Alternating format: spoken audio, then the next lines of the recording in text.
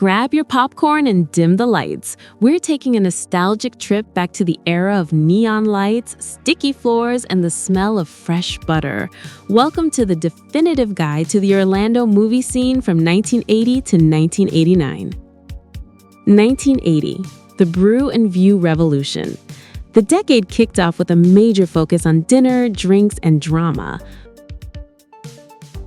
March 28th, the Empty Pitcher Cinema poured its first round and started the show. May 9th, Apopka joined the party with the opening of Cinema and Brew. By December 7th, it had already rebranded into the more sophisticated Cinema Lounge. October 24th, the Conway Cinema Tavern burst onto the scene, giving locals another spot to grab a pint with their popcorn. November 10th, bigger was better at General Cinema Fashion Square, which leveled up by adding screens 5 and 6. 1981, short runs and screen splitting. This year saw a mix of ambitious starts and sudden exits. March 6th, the Gold Key Cinema and Draft House turned the lights on, though it sadly took its final bow before the year was out. July 17th, General Cinema Seminole doubled its capacity by splitting its existing theater to add a second screen.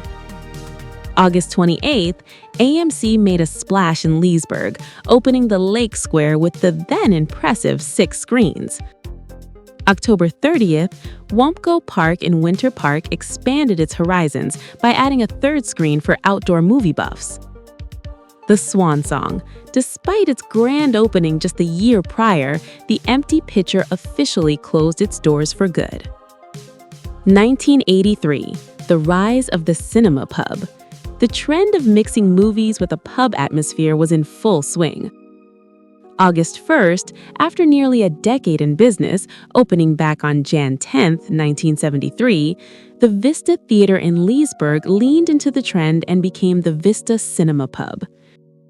November 12th, the global-sounding Cinema Pub International made its grand debut. Expanding horizons, the University Drive-In grew its footprint, adding a third screen for outdoor movie buffs. The credits roll. The Cinema Lounge officially called it a wrap and closed down.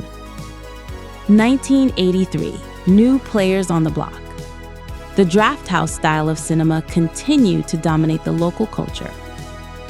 February 4th, the 21st Century Cinema opened its doors, leaning hard into the popular Draft House concept. March 4th, just a month later, the Showtime Pub and Cinema joined the ranks, offering even more options for dinner and a show. 1984, out with the old, in with the new. The mid-'80s brought a wave of rebranding and a sad farewell to the drive-in culture. The rebrands. The Conway Cinema Tavern got a new identity as the Cinema and Draft House at Conway. In Sanford, the Ritz was given a second life, reopening as the Showtime Theater. The end of an era.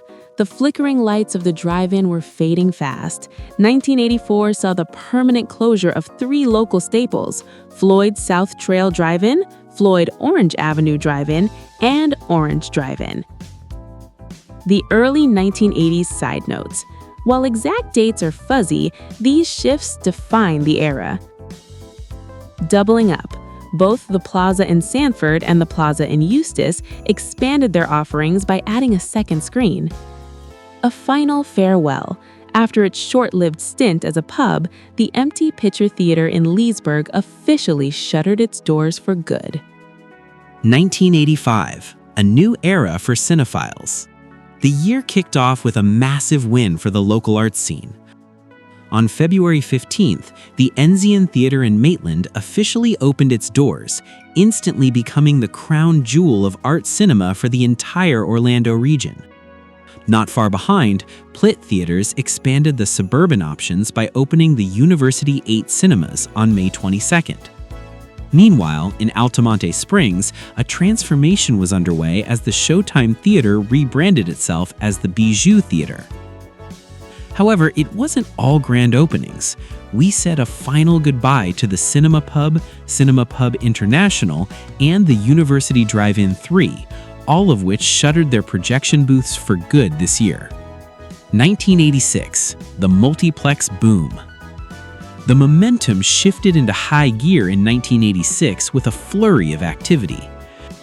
May 9th, General Cinema brought more variety to the city with the opening of the Colonial Promenade 6.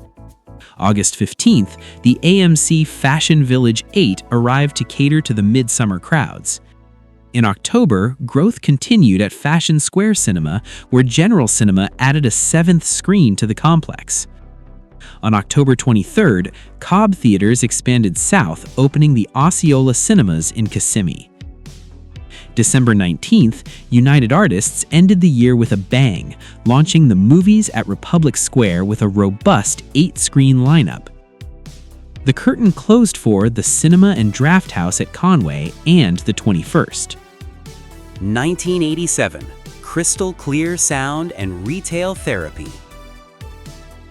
Innovation took center stage on May 15th when Cineplex Odeon opened the Sand Lake 7 cinemas.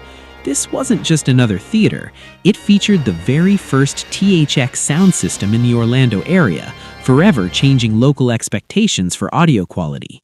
Other major milestones included January 9th, the former Cinema and Draft House at Conway found new life, reopening as the Movie Picture Company.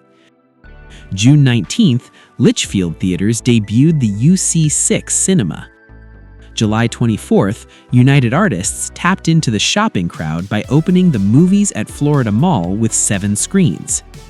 Growth spurt, General Cinema's Fashion Square Cinema expanded yet again, adding its 8th screen. The curtain closed for a long list of departures, including the Cinema and Draft House at Village, the Floyd Pine Hill Drive-In, Floyd Pine Hills 1 and 2, and the Bijou at Altamonte. 1988, the world's finest? This was a year of massive expansion and bold claims. On December 16th, AMC made waves near Walt Disney World by opening the Pleasure Island 10 at Lake Buena Vista, ambitiously dubbed the finest movie theater in the world. The rest of the year saw Kissimmee expansion. Cobb Theaters opened Osceola East with 6 screens, leading the original site to be rebranded as Osceola West. May 20th, Cineplex Odeon expanded its footprint with the opening of the Hoffner Center. December 5th, United Artists brought the Movies at Lake Howell Square 8 to Castleberry. The curtain closed for, it was a rough year for adult cinemas and drive-ins. Closures included the 441 Premier Adult Cinema 1 and 2, Fair Villa Adult Cinema 1 and 2, and the Love Adult Theater. We also lost the Floyd Prairie Lake Drive-In in Altamonte, the Showtime in Sanford, and the Clearview Drive-In in Clermont. The end of an era, 1989 and beyond. As the decade drew to a close, the classic drive-in experience continued to fade into history. In 1989, the Crest Drive-In in Leesburg turned off its projectors for the last time. Finally, in the late 1980s, the Movie Garden Drive-In in Eustis followed suit, marking the end of a nostalgic chapter for local moviegoers. The 1980s saw Orlando transform from a drive-in hub to a multiplex powerhouse. Thanks for watching. Make sure to hit that like button and subscribe to see more deep dives into cinema history.